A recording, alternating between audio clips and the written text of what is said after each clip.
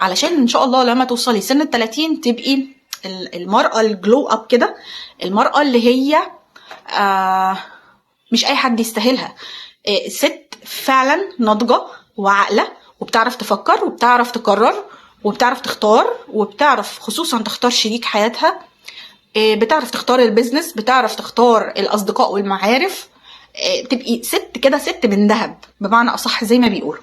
فدي حاجات انت لو ركزتي عليها كويس جدا اوعدك ان شاء الله مع تراكم خبراتك مع بعض على مدار السنين لحد ما توصلي لسن ال30 انت فعلا هتبقي في حتة تانية خالص. ودي نماذج كتير احنا ياما شفناها، ناس يعني كانوا من اتفه ما يكون او ناس ما عندهمش اي اهداف في حياتهم، مجرد ما ركزوا على النقطة دي فعلا حياتهم اتغيرت.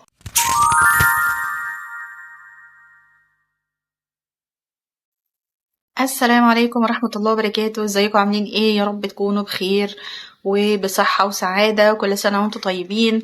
احنا النهاردة ده اول فيديو ننزله بعد انقطاع فترة طويلة، ان شاء الله ما يبقاش فيه انقطاع تاني في الايام اللي جاية. انا بس كنت بجهز محتوى يكون كويس واقدر افيدكم بيه، وان شاء الله يعني كل اسبوع هيكون لينا ميعاد مع 3 فيديوهات.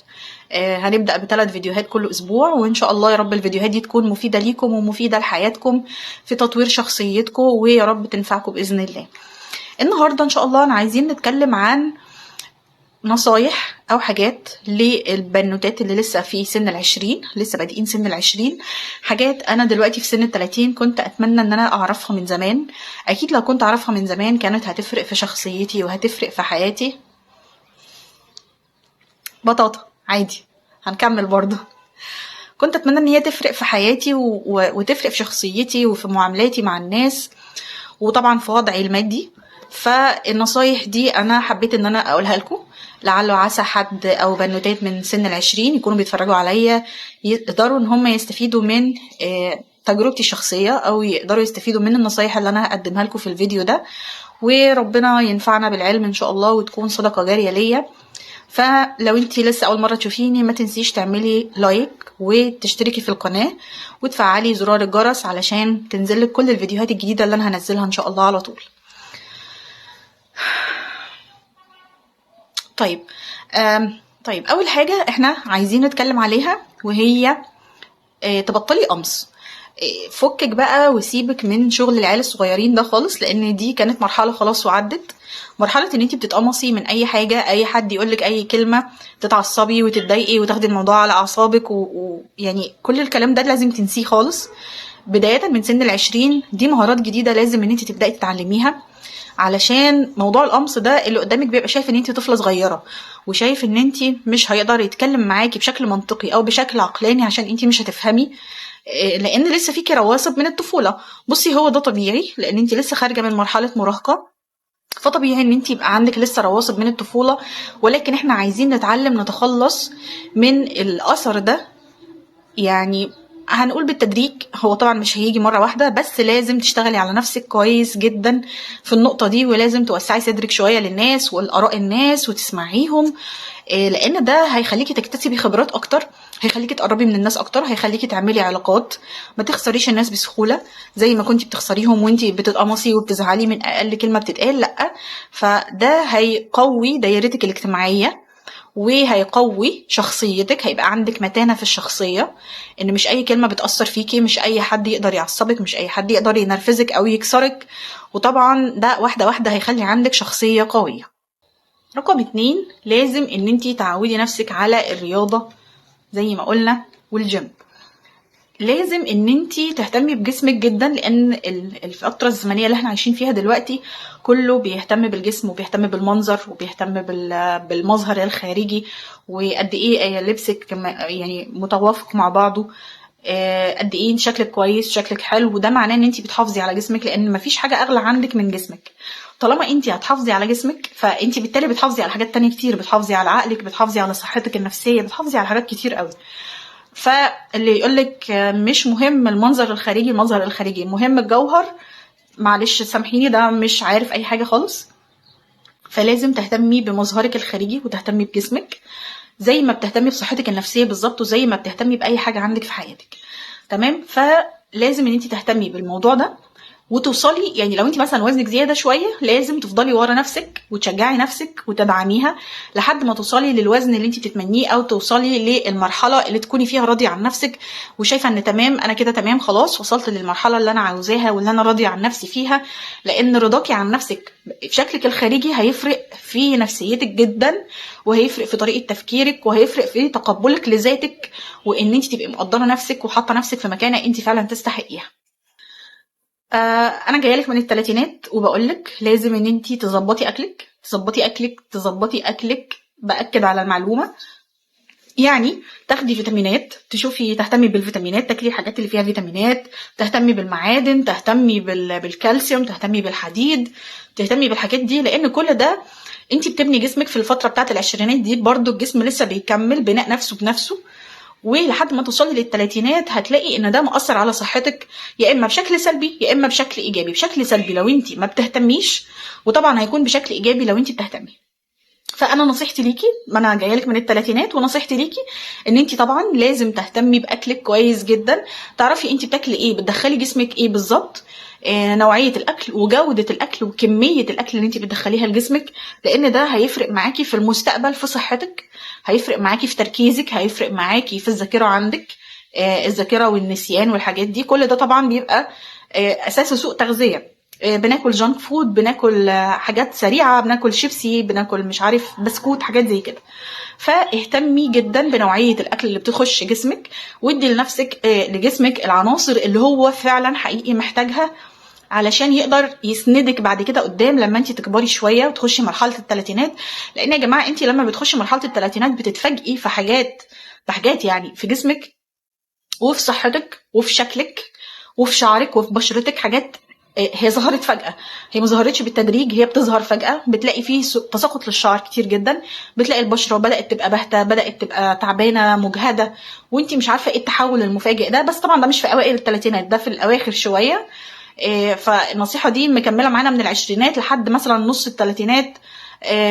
تهتمي بنفسك، ادي لكل حاجة حقها، لجسدك عليك حق. فلازم ان انت تبقي عارفه بتاكلي ايه كويس جدا، وعارفه ناقصك ايه من المعادن وناقصك ايه من الفيتامينات، وتعوضي ده بشكل صحي وشكل طبيعي، بحيث ان انت قدام ان شاء الله لما تكبري جسمك يبقى مساعدك وتبقي لسه في عز شبابك، واللي يشوفك يقول ما شاء الله هي ازاي محافظه على جسمها كده، ما شاء الله هي ازاي شكلها سنها مش باين على شكلها. طبعا كل ده مش بيجي فجأة، ويعني في ناس بيبقى الجينات ليها عامل اساسي في حاجه زي كده، وفي ناس تانية لا، بيجي نتيجه اهتمام ان هي بتهتم بنفسها وبشكلها وبجسمها وبتظبط اكلها وبتظبط نومها وكل الكلام ده. طيب الحاجه اللي احنا عايزين نتكلم عليها تاني المشاكل النفسيه. لو انت عندك ترومات في حياتك، عندك مشاكل نفسيه، عندك لا قدر الله مرض نفسي او اضطراب في الشخصيه او اي حاجه، لازم ان انت تسعي تبداي تعالجي ده من وانت لسه صغيره. ليه بقى؟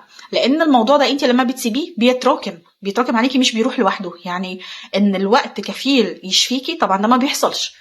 الوقت كفيل يشفيكي لو انت بتسعي فعلا ان انت تتحسني وان انت تبقي احسن. فاقعدي مع نفسك وشوفي انت هل عندك مثلا ترومات، هل عندك مشاكل نفسيه، هل عندك مخاوف، هل عندك كذا كذا.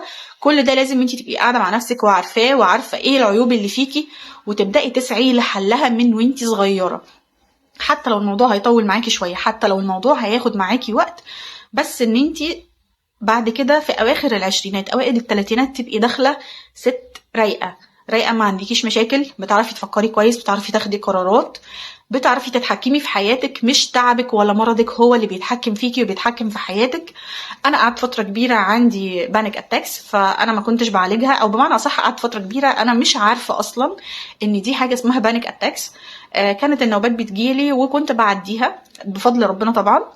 بس لما كبرت شويه وبدات ان انا اقرا واتعلم واعرف، عرفت ان دي اسمها بانيك اتاكس، وان هي ليها علاج فعلا. وعرفت اسبابها وعرفت ازاي اعالجها، طبعا مع التمارين، مع المتابعه مع الثيرابيست، مع الحاجات دي. فالثقافه في المجال ده، في المجال النفسي، بتحفزك وبتخليكي تبقي احسن، وبتساعدك ان انت تتعالجي، وبتساعدك ان انت تتخلصي من اي مشاكل نفسيه عندك. وطبعا يا جماعه ان زياره الدكتور النفسي مش حاجه عيب، ومش سبه ومش وصمه عار زي ما ناس كتير فاكره هو انا مريض نفسي عشان اروح اتابع مع دكتور نفسي. لا خالص، الموضوع ملوش علاقه بحاجه زي كده. انت مجرد ممكن تروحي تتكلمي مع ثيرابيست مثلا، تاخدي حتى وان سيشن وهي تقول لك هل انت تمام، وضعك تمام، هل انت محتاجه لايف كوتش بدل ثيرابيست، ولا الوضع اسوأ من كده ومحتاجه ان انت تتابعي سيشنز وتتابعي جلسات معاها. كل ده هي الثيرابيست بتاعتك هتحددهولك وهتنور لك الطريق قدامك وتحطي ايدك على بدايه الطريق. الخطوة اللي بعد كده وهي اعملي علاقات واعرفي الناس واخرجي واعملي دايرة صحاب واعملي دايرة علاقات. كل ده هيفيدك جدا في حياتك الاجتماعية، وهيفيدك على المستوى الشخصي ان انت تتعلمي حاجات انت مكنتيش تعرفي عنها حاجة قبل كده، هتسمعي تجارب الناس، هتشوفي الحاجات اللي بيمروا بيها في حياتهم. انت هيبقى ليكي دايرة بتعرفي تفصلي وتخرجي معاهم وتتكلمي معاهم. الدايرة دي بتساعدك وبتدعمك نفسيا جدا، ودي حاجة أنا بشجعها جدا من وانتي صغيرة. لازم يبقى ليكي دايرة علاقات وليكي أصحاب وتتعرفي على الناس وتنزلي وتروحي وتخرجي. كل ده بيديكي حافز ان انتي تقدري تكملي في حياتك بعد كده، لان هما بنسبة كبيرة بيبقوا سندك وبتقدري تاخدي منهم نصيحة، خصوصا لو هما كانوا اكبر منك شوية في السن فانتي بتقدري تاخدي منهم نصيحة. هما سابقينك فهم بينصحوكي لان هما زي ما بيقولوا كده جايين لك من المستقبل يعني. نصيحتي اللي بعد كده ان انتي تشتغلي حتى لو شغل اهبل وعبيط. اشتغلي حتى ولو شغل زي ما قلت لك اهبل وعبيط. حتى لو هو اونلاين من البيت اشتغلي، ولازم تعرفي اكتر عن البيزنس وتعرفي اكتر عن الفلوس وتعرفي اكتر عن الشخصيات اللي انت هتقابليها في الشغل. ده هيفتح لك مجالات كتيرة جدا ان انت تقدري حتى تكتشفي شغفك وتقدري تكتشفي انت شاطرة في ايه وايه اللي يجي منه وايه اللي لا مش وقته خالص ومش هينفع دلوقتي معايا، مش مناسب لشخصيتي او مش مناسب لظروفي او كده. بدل ما يحصل عندك تشتت انت بتكتشفي نفسك فعلا في الشغل بيزود الاحتكاك مع البشر بيوسع الافاق جدا جدا، وبيديك معلومات زيادة عن سوق العمل وعن البيزنس وعن الفلوس والحاجات دي. فانا نصيحتي ليكي وبشدة ان انتي لازم تشتغلي حتى لو حاجة من البيت، حاجة اونلاين، حاجة يكون فيها تعامل مع الناس واحتكاك علشان تقدري تكتسبي خبرة ويعني ايه تبقي انضج وتكبري، سنك يكبر في المعرفة يكبر اسرع.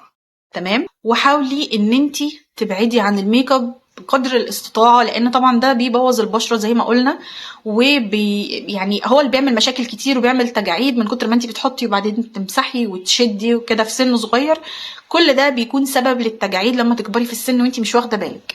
فحاولي ان انتي تبعدي عن الميك اب قدر الاستطاعة، خصوصا في الاوقات اللي انت مش محتاجه فيها. يعني في الاوقات اللي انت مش محتاجه فيها حاولي ان انت تقللي بقدر المستطاع يعني، وتعوضي ده بسيرمز مثلا، تعوضي ده مثلا بسيرمز للبشره، تعوضي ده بماسكات، بالاهتمام بادويه، بفيتامينات، كل الكلام اللي بيساعدك ان انت يبقى عندك جلو اب كده لبشرتك من غير اي مجهود ومن غير ميك اب.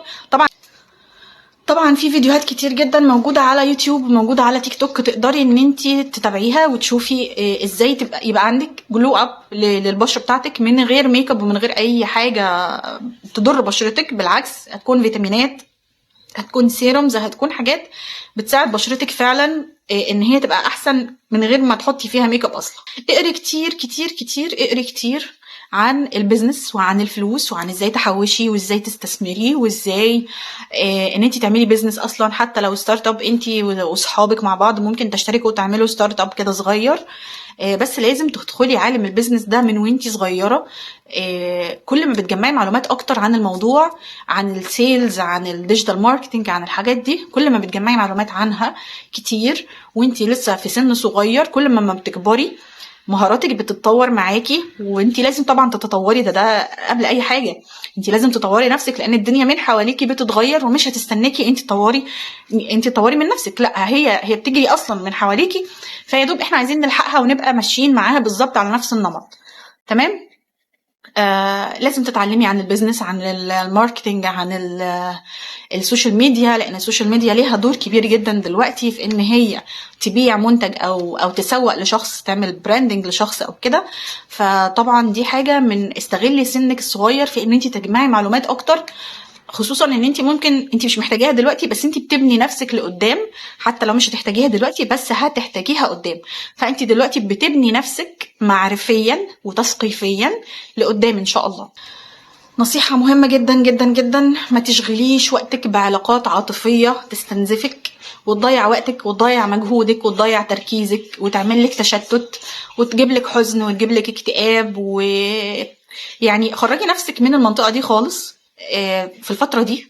يعني حطي لنفسك هدف ان انا الفترة دي مش مركزة على اي علاقة عاطفية، ما هياش رسمية كمان. يعني لو رسمية كان ممكن نقول ماشي، لكن هي اصلا مش رسمية، مش معروف لها اول من اخر، هي تسلية وتضييع وقت. فطبعا احنا بنبقى مصدقين ان هو لا في عواطف وكده، بس للأسف الحقيقة ان انت لما بتكبري شوية في سنك بتعرفي ان هي كانت تضييع وقت مش اكتر ولا اقل. فحاولي ان انت ما تشغليش نفسك بالمواضيع دي خالص دلوقتي، تركزي على تطوير نفسك وتطوير شخصيتك وتحسين نفسك وتحسين جودة حياتك للأحسن. لأن انت لما تبقي شخصية عارفة مميزاتها وعيوبها، ده بيخليكي تعرفي تختاري شخص صح بعد كده قدام، لان انت خلاص هتبقي عندك خبرة في الحياة وعندك خبرة في الناس وعندك خبرة في البني ادمين وتعاملاتهم بمختلف شخصياتهم، فهتعرفي ان انت تتعاملي قدام فتتجنبي كتير جدا من المشاكل اللي ممكن تقابلك في اي علاقة. فنصيحتي ليكي ان انت تبعدي عن الحاجات اللي بتستنزف وقتك وبتضيع مجهودك، وهي العلاقات العاطفية اللي ملهاش اي لازمة خالص. نيجي لنقطة مهمة، وهي لازم وضروري جدا تكوني عارفة نفسك وعارفة شخصيتك، عارفة ايه مميزاتك وايه عيوبك وايه اللي بيبسطك وبيفرحك وايه في نفس الوقت ايه اللي بيزعلك او بيسبب لك اكتئاب. لان انت هتقدري تستغلي مميزاتك في ان انت تشتغلي عليها وتطوريها وتحسنيها، وهتقدري ان انت تعرفي عيوبك وتعرفي ان انت تتجنبيها. حتى انت هتكوني واضحة مع الناس، يا جماعة أنا مثلا بحب كذا ده بيفرحني، ولكن لما بيحصل معايا كذا ده بيضايقني. فأنت هتبقي واضحة مع الناس، فهتبقى المعاملة معاكي أسهل وأنت هتبقي مرتاحة لأن أنت واضحة. وطبعا ما ننساش أهم حاجة أن أنت تعرفي تحطي لنفسك حدود وتحطي لنفسك قيمة وقدر انت شايفة نفسك فيه، لان ده طول ما انت شايفة نفسك في قيمة وقدر معين ده بيخلي الناس اللي بيتعاملوا معاكي او المجتمع المحيط بيكي اللي حواليكي بيحطك في نفس القيمة ونفس القدر اللي انت حطيتي نفسك فيه. فلو انت شايفة نفسك شخص ما يستاهلش، شخص يعني تقديره بنفسه قليل جدا، شخص فوضوي عبثي ما عندوش هدف في الحياة، انت شايفة نفسك كده وبتتعاملي على هذا الاساس وبتضيعي وقتك في حاجات تافهه، في خروجات تافهه، في علاقات تافهه ملهاش اي لازمه، فبالتالي الناس اللي حواليك هيبقوا حاطينك في نفس الليفل. عمرهم ابدا ما هيحطوكي في ليفل اعلى، لان انت ذات نفسك مش شايفه نفسك في الليفل الاعلى ده اصلا. فدي حاجه لازم تشتغلي عليها كويس جدا. لازم تقرأي كتير عن أنماط شخصية، تعرفي انت شخصيتك نوعها ايه، تعرفي ايه مميزاتك وتعرفي ايه عيوبك. تحاولي ان انت تحسني العيوب، تدخلي نمط جديد في حياتك، تتطوري علشان ان شاء الله لما توصلي سن 30 تبقي المرأة الجلو اب كده، المرأة اللي هي مش اي حد يستاهلها، ست فعلا ناضجة وعاقلة وبتعرف تفكر وبتعرف تقرر وبتعرف تختار، وبتعرف خصوصا تختار شريك حياتها، بتعرف تختار البيزنس، بتعرف تختار الأصدقاء والمعارف، تبقي ست كده، ست من ذهب بمعنى أصح زي ما بيقولوا. فدي حاجات انتي لو ركزتي عليها كويس جدا أوعدك إن شاء الله مع تراكم خبراتك مع بعض على مدار السنين لحد ما توصلي لسن 30 انتي فعلا هتبقي في حتة تانية خالص. ودي نماذج كتير احنا ياما شفناها، ناس يعني كانوا من أتفه ما يكون أو ناس ما عندهمش أي أهداف في حياتهم، مجرد ما ركزوا على النقطة دي فعلا حياتهم اتغيرت. نيجي للي بعد كده، النصيحة اللي بعد كده، وهي استثمري في نفسك وتعلمي ازاي تستثمري في نفسك. لو انتي بتشتغلي او عندك بيزنس او لسه طالبة حتى بتاخدي مصروف من باباكي او كده، تقدري ان انتي تستثمري في نفسك، ان انتي تتعلمي مهارات جديدة ممكن تدخلك دخل بعد كده، ممكن تتعلمي لغة، ده بقى شيء أساسي. ودي حاجة يعني مفروغ منها، المفروض ان احنا قلناها قبل كده كتير، بس انا حابه اوعيكي ليها من وانتي صغيره. لازم جدا وضروري تشتغلي على اللغه بتاعتك، سواء بقى انجليش، فرنش، اسباني، اي لغه انتي حباها وحابه الاهتمام فيها، لان دي قدام بتفتح لك مجالات عمل كتير جدا. او حتى في طريقه التعامل مع الناس، وان انت بتتكلمي بتلاقي ناس بتقول مصطلحات، حتى مثلا في البيزنس، في الماركتينج، في الحاجات زي كده، في السيلز، بتلاقي مصطلحات انت مش عارفه معناها، انت مش فاهمه هما بيتكلموا عن ايه، انت قاعده في وسطهم متاخره عنهم بتاع 20 سنه مثلا، هما سابقينك وانت مش عارفه تجاريهم، مش عارفه حتى تتعلمي. يعني حتى لما تاخدي كورس، تدخلي تاخدي كورس عن بيزنس، او تاخدي كورس عن تنظيم وقت، تحديد اهداف، اي حاجه، انت بتبقي قاعده مش فاهمه هما بيقولوا ايه، لان اغلب المصطلحات دلوقتي بقت انجلش. لان اغلب الريسيرشز دلوقتي والابحاث بتبقى بالانجليزي. لما حد بيجي يعمل كونتنت عن حاجه معينه، الريسيرش بتاعه بيبقى بالانجلش، فهو علشان طبعا المصادر في الانجليش بتبقى اكتر من المصادر اللي بالعربي، فممكن في حاجات يترجمها وفي حاجات لا ما يترجمهاش ويقولها زي ما هي كده. فان انت تشتغلي على اللغه بتاعتك دي حاجه مهمه جدا، ما تهمليهاش، لازم تحط لها خطه وتحددي اهدافك وتعرفي انت عايزه ايه بالظبط. وهي دي النصيحه الاخيره اللي انا كنت حابه اقولها، ان انت لازم تاخدي كورس عن تنظيم الاهداف وتنظيم الوقت، وازاي ان انت تبقي بتعرفي تديري يومك، بتعرفي تحطي اولوياتك، بتعرفي تحطي اهدافك، اهداف قصيره، اهداف بعيده. كل الكلام ده بيحسن جدا من شخصيتك. ومن الاخر، اخر نصيحه، اهتمي بنفسك وانشغلي بنفسك، لان انت لما بتهتمي بنفسك وبتنشغلي بنفسك، انت بتلاقي نفسك بتعلي بتعلي بتعلي، بتنجحي. قليل دائم خير من كثير منقطع. فبتحسي ان انت سابقه اللي في سنك بخطوات كتير، قدرتي ان انت توصلي لحاجه، قدرتي ان انت تحققي الحاجه. وطبعا اليوتيوب مليان قصص ملهمه جدا عن ازاي لسه صغيرين في السن، في العشرينات، اللي قدرت تعمل بيزنس، واللي قدرت تجيب عربيه، واللي نجحت في حياتها، اللي قدرت تكتشف نفسها، اللي كان عندها مشكله قدرت ان هي تعالجها. كل ده ليه؟ كل ده ما بيحصلش صدفه ابدا، ما بيحصلش صدفه. دي ناس بتبقى مخططه وعارفه هي ماشيه ازاي، الليفلز اللي بتعدي عليها، كل حاجه محسوبه بالورقه والقلم، وزي ما قلت لك كل حاجه متخطط لها. فدي نصيحتي ليكي، ان انت ما تسيبيش حياتك عشوائيه. طبعا سن العشرين ده بيبقى مغري جدا للاستمتاع بالسن ده والخروج والفسح وكده، ماشي مفيش مشكلة، ده يبقى جانب. ولكن في جانب تاني، وهو جانب تطوير النفس. وياما شفنا ناس على انستجرام، على يوتيوب، على فيسبوك، كلهم يعني سنهم صغير جدا، وتشوفيهم وهم ناجحين وقدروا ان هم يحققوا حاجة فعلا. فطبعا ده لازم يحمسك ويحفزك، وانصحك بشده ان انت تدوري على الناس دي وتتابعيهم وتشوفي هم ازاي كبروا، وازاي عندهم اراده، وازاي عندهم استمراريه، حتى لو الموضوع بسيط في الاول، ولكن في استمراريه هي اللي بتشجعهم رغم انعدام الشغف. انا عايزه اقول لك معلومه، ان كلنا بينعدم الشغف عندنا، مش انتي لوحدك، كلنا بنوصل لمرحله انعدام الشغف، ده عادي جدا جدا. ولكن الهدف هو الانضباط والاستمرارية.